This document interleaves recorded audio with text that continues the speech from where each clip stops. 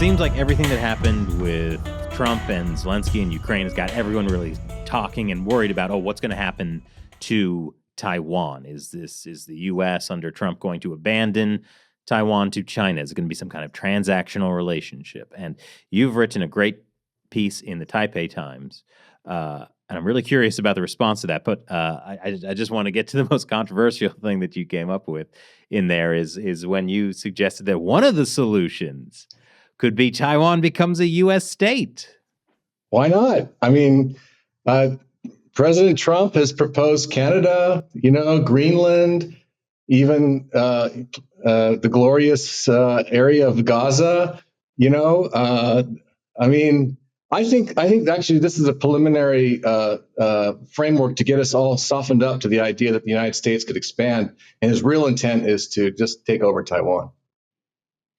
The American empire. Sun will never set. We have to outdo the British. How is that playing in Taiwan? I'm curious. Yes. Well, actually, it's kind of interesting.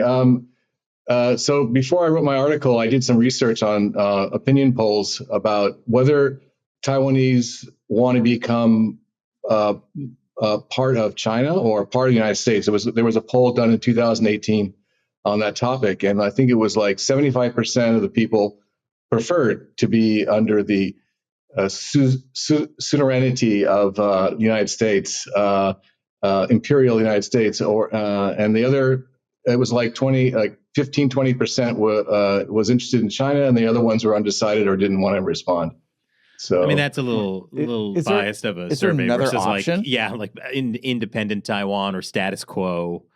Right. I feel like that probably would be more popular. Right. No. I mean, most people here, obviously the people here want status quo, which is their own independent country. I mean, that's standard. That's been going on for at least a decade, where most of the people here want status quo or status quo moving towards independence or independence, formal de jure independence. So, some people got a little upset about the fact that I was a researcher working at a Taiwanese defense think tank, and how dare I suggest that Taiwan lose its independence and become part of the United States.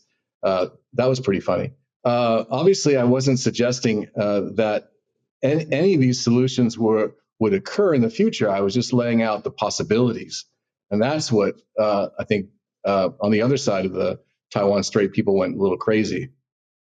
The mainland Chinese side, right? Well, I want to ask about the state thing, because so you're saying that if the only two choices where Taiwan is under Chinese rule or under American rule, that there is a preference for American rule, but only in that scenario.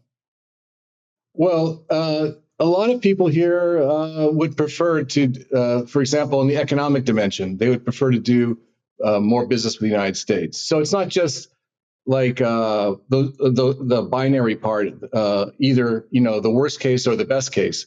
Other polling has shown that they do want to get closer to the United States, and some of the other options I presented in my article cover that, where Taiwan can maintain its independence, and then there's several options about United States becoming closer in terms of security and defense without losing its independence. I know you mentioned things like compacts of free association, or something similar to Guam. Well, so Guam is a U.S. territory. Mm-hmm. The compacts of free association, Palau, for example, is an independent country, but its security and defense is the responsibility of the United States. So Palau is a voting member in the UN. It has all the things that aspects that an independent country has, but its security and defense is the responsibility of the United States. So that's an example where Taiwan could maintain its independence, but have the U.S. take care of its security. Another example is, going down a notch, is the Mutual Defense Treaty, which was, occurred from 1955 to 1979, where the United States and Taiwan had signed a mutual defense treaty, much like we have with Japan or South Korea currently. So that's another option. I mean, all the options we're talking about now is Taiwan maintains its independence. Well, I think at the heart of the issue is what's come up, what's been made very apparent is people and countries will talk about human rights and democracy and like say that's what their values are. When push comes to shove, it's interests that actually matter. And so it seems like the criticism of Trump is that he's trying to make things transactional, but maybe that is actually just the reality of international politics. And so the goal is to find what the interests of the United States are in Taiwan and keeping it free from Chinese rule. Well, I wouldn't say that President Trump is 100% transactional. I mean, I think that there are certain things that he cares about that are not necessarily apparently transactional. For example, his support for Israel. I mean, it wouldn't make sense for the United States to support Israel when there's 20 some odd Arab countries who most of them don't have friendly relations with Israel, but and they have lots of oil, lots of gas. Economically, it doesn't make sense. But on the other hand, he seems to be pro-Israel. So I'm not sure that the transactional part is 100% in his mind.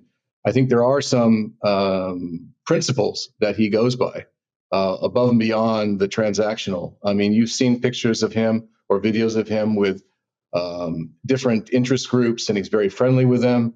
And I don't think everything he does is transactional. Yeah, I mean, the United States does have a stake in Israel that is transactional. I'm not saying this is the only reason, but like Israel has probably behind the United States is the second biggest technological innovator in the world. So a tremendous amount of great technology, including probably military technology that I don't know about, is coming out of Israel. So isn't it? It is of great value to the United States, and I think even a president who does not care about Israel as a state or Israel as a holy land or Israel as whatever independent country might still see the value of maintaining that. And so what we've seen is across multiple presidencies with different views, the U.S. has still been a strong ally of Israel. Well, I mean, also there's a strong lobbying support for Israel, which Taiwan does not have in the United States. Correct.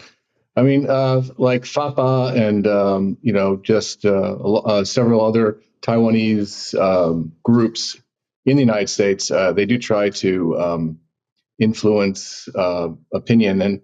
And actually, interestingly enough, last year when the Congress approved the funding for Ukraine, Israel, and Taiwan, they had to make each one of those a separate vote in Congress. And actually, Taiwan got more votes than Israel did in terms of support from Congress. In terms of support from Congress. So again, it's kind of interesting, this dynamic. There a lot can be said about Israel and Taiwan, but I think we could probably shift back to Taiwan and its relationship with the United States and how it affects the calculus that the communist China might see in the actions that I recommended. Thank you for watching. A link to G-Man's recent article is below. And this was just one short highlight from our hour-long podcast. The full interview is available exclusively on our website, ChinaUncensored.tv. And when you subscribe to our website, you'll also get premium China Uncensored episodes, live streams, and a community chat with me, Shelley, Matt, and hundreds of subscribers. And most importantly, you'll be supporting content you love. Check it out. Just click right here.